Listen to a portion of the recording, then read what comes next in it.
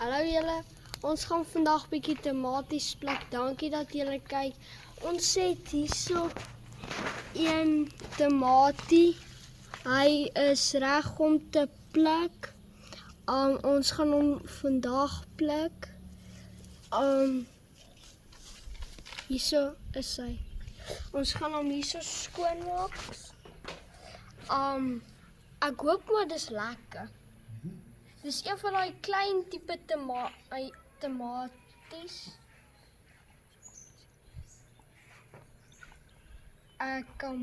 Bye. Ons gaan hom eet. Kom. Byt.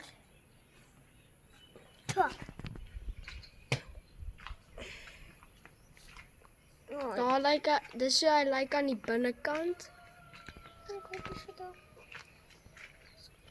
Dit dan nie. Ek hoop dit ook.